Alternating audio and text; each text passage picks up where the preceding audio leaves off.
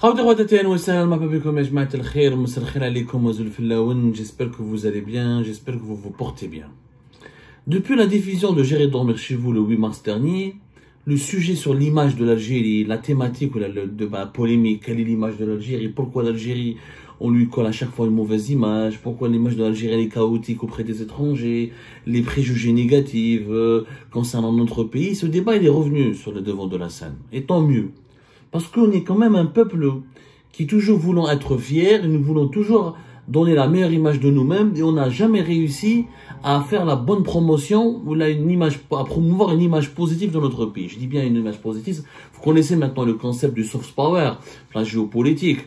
Le soft power, qui maintenant, on en a déjà parlé à maintes reprises dans les émissions d'Algérie Part, c'est la capacité d'un pays à influencer les autres pays ou les populations des autres pays à l'étranger à travers sa culture, sa cuisine, son cinéma, sa mode, son économie, mais surtout à travers sa culture, à travers son image, à travers le sport, à travers les arts, et tout ça, ça fait partie de l'image d'un pays. L'influence d'un pays aujourd'hui ne se mesure pas uniquement avec sa force militaire ou avec sa force économique. Il y a des pays qui n'ont pas de grande force économique, qui n'ont pas de grande force militaire, mais qui sont séduisants, qui attirent les investisseurs, qui attirent les touristes parce qu'ils ont une image sympathique, parce qu'on les aime bien. Parce que c'est des pays qui respirent la joie de vivre, qui ont une culture originale, qui sont accueillants, où il y a une bonne cuisine, ils ont de la mode, ils ont des artistes, ils ont des chanteurs. Et tout ça, c'est du soft power. Ou c'est des pays qui ont des grands sportifs, qui ont des exploits sportifs importants. Et ça fait partie de la bonne image, de l'image d'un pays à l'étranger. Malheureusement, en Algérie, on ne se soucie pas de l'image de notre pays. On fait tout pour casser l'image de notre pays. Quand un Algérien réussit, on parle très peu de lui. À la fin Algérie Part, on a essayé, on a créé Success Story, que nous diffusons plus ou moins régulièrement. On fait le portrait de ces Algériens qui ont réussi à l'étranger. Malheureusement, ces Algériens sont méconnus, ou là ils sont trop bien intégrés dans les pays d'origine où ils sont établis. Nous avons par exemple en France une grande communauté, on parle beaucoup des Algériens qui font de la délinquance en France, qui font des actes malveillants, qui sont des actes condamnables, mais on parle très peu des Algériens qui sauvent des vies, qui font des belles choses, qui sont des grands médecins, des grands chirurgiens, des grands informaticiens. Nous avons toujours une grande faiblesse, on a du mal à mettre en exergue, en valeur le potentiel et les atouts de notre pays ou de notre population. On sait pas faire du marketing. On sait pas faire vraiment du marketing. On sait pas faire, on ne sait pas défendre les meilleurs, ce qu'il y a de plus beau, ce qu'il y a de plus attrayant, ce qu'il y a de plus respectable, ce qu'il y a de plus glorieux dans l'histoire, dans le présent, dans l'image, dans le patrimoine de notre pays. Il y a récemment, et cette idée m'a complètement, j'en parle de ce sujet parce que il y a un sondage qui est sorti récemment en France, c'est un sondage qui a été publié le 10 mars dernier, un sondage IFOP. IFOP, c'est un grand institut de sondage ici en France, parmi les plus importants instituts de sondage en France. Un institut très connu, respecté pour sa qualité de ses travail, etc. C'est d'ailleurs, il existe depuis 1938, c'est l'Institut français d'opinion. Bon, il fait des études de marketing aussi. Bah, des fois, il est critiqué pour défendre ses sondages sont remis en cause, des fois ils sont controversés, des fois ils sont contestés. Mais généralement, c'est un institut quand même assez respectable et respectueux. Et il est assez dans la rigueur. Il fait un travail très intéressant sur les sondages d'opinion. Alors, il y avait un sondage qui a été publié le 10 mars dernier avec le GDD. Le GDD, c'est le journal du dimanche, l'un des titres de médias les plus importants ici en France. Ce sondage concerne comment les Français perçoivent la menace terroriste islamiste. Comment les Français perçoivent les menaces terroristes islamistes. Ils ont pris un échantillon bien précis. Et ils ont posé des questions à un échantillon représentatif de la population française. C'est entre le 6 et le 5 mars 2024, ils ont essayé de comprendre, de faire parler, de sonder les préoccupations des Français par rapport à la menace sur le plan intérieur comme sur le plan extérieur, sur le rapport des Français avec les institutions qui sont en charge contre la lutte contre le terrorisme. Est-ce que les Français se sentent particulièrement menacés? Est-ce que les Français se sentent particulièrement en grande difficulté ou exposés à la menace terroriste islamiste? Un sondage intéressant, enfin, pour les Français, c'est intéressant. Pour le moment, vous allez me dire, mais Abdou, c'est une affaire franco-française. Eh ben non, une partie de ce sondage concerne, il y a une partie qui concerne les pays qui représentent, selon les Français, une menace terroriste potentielle. Et une partie de ce sondage s'intitule « Les pays représentant une menace terroriste potentielle ». Il y a une question qui a été posée pardonnez-moi, dans cette enquête d'opinion, et qui est la question suivante. C'est même là la question. Pour chacun des pays suivants, diriez-vous qu'il représente pour la France une menace en matière de terrorisme? En fait, ils ont voulu savoir quel est le pays qui représente une menace une menace potentielle de terrorisme. Quel est le pays qui pourrait produire ou qui pourrait émettre une menace potentielle en matière de terrorisme contre les Français? Ils ont donné un certain nombre de pays et les pays qui sont les premiers, quels sont les premiers pays qui sont pour les Français, pour la population française, en tout cas selon cette enquête d'opinion, représentent pour la France une menace en matière de terrorisme, on trouve malheureusement notre pays. Alors, le premier pays, c'est l'Iran. 74% des Français considèrent l'Iran comme étant un pays qui représente pour la France une menace en matière de terrorisme. La Syrie, 73% des Français considèrent que la Syrie comme un pays qui représente pour la France une menace en matière de terrorisme. L'Afghanistan, 71%. L'Irak, 69%. Le Pakistan, 58%. Ensuite, l'Algérie, 54%. 54% des Français considèrent l'Algérie comme un pays qui peut représenter pour la France une menace en matière de terrorisme. C'est plus que la Turquie, 50%, plus que la Tunisie, 44%, plus que le Qatar, 37%. C'est inquiétant, c'est même alarmant, c'est même incompréhensible. Comment se fait-il que les Français puissent considérer l'Algérie comme étant un pays qui peut être une menace pour eux en matière de terrorisme, alors que nous avons vécu, nous, le terrorisme, bien avant que tous les pays occidentaux, en tout cas bien avant que la France ne découvre le terrorisme avec l'affaire de Charlie Hebdo, les Bataclan, les attentats de Saint-Denis au niveau du Stade de France, les fameux attentats que la France a vécu entre 2013, 2010 jusqu'à 2015. Mais l'Algérie, durant la décennie noire, c'était l'un des rares pays qui a combattu le terrorisme. Et pratiquement avec très peu d'armes, dans l'isolement général. Et c'est l'un des rares pays qui a gagné la guerre contre l'islamisme, le terrorisme islamiste. Et ce qui est étonnant, c'est que la France, il y a une grande communauté algérienne.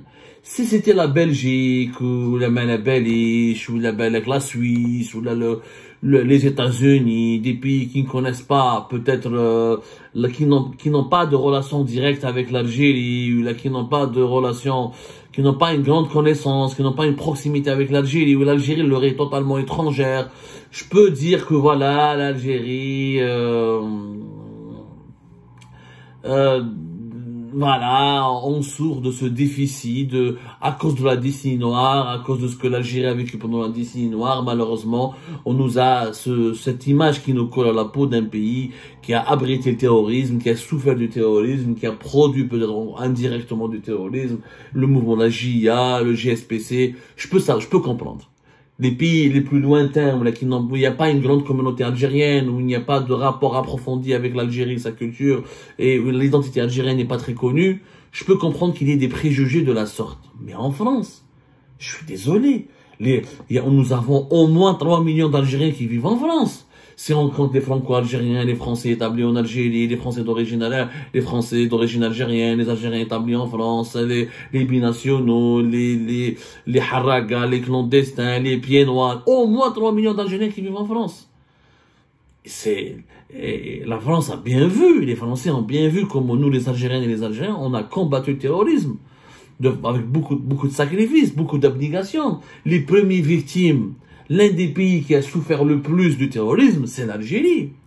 Les premières victimes du terrorisme, historiquement parlant, c'est l'Algérie. Avant qu'il y ait le 11 septembre 2001 aux États-Unis d'Amérique, avant qu'il y ait les attentats de 2013 en France, de 2014, de 2015, avec notamment l'affaire de Charlie Hebdo, de 2016, Il y a eu une série d'attentats en France.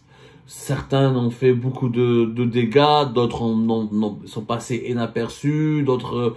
Mais il y a eu des attentats, notamment que la période la plus, disons, la plus grave, c'était 2014-2015 jusqu'à 2017-2018. Là où la France était exposée à cause du conflit en Syrie, la lutte contre Daesh, etc., à une série d'attaques terroristes.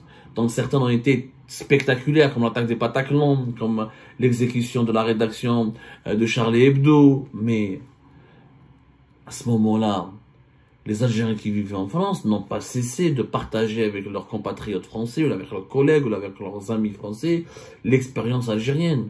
L'expérience algérienne était cruelle, nous avons eu pratiquement, il y a encore 200 000 morts. C'est un chiffre qui n'a jamais été déterminé, expliqué avec précision. Peut-être qu'on a eu beaucoup plus que cela. Ça a été une guerre civile. Le terrorisme a livré une guerre civile à l'Algérie. Et aujourd'hui encore, notre pays souffre de cette mauvaise image, au point où des Français, qui quand même côtoient les Algériens au quotidien, il n'y a pas une grande ville en France où il n'y a pas une présence de la communauté algérienne. On trouve des Algériens en France, y compris dans les campagnes. Moi, je suis parti dans les villages dans des contrées lointaines en France, il y a toujours quelqu'un d'origine algérienne, ou là, un Algérien qui est passé par là. Nous sommes hyper connus en France.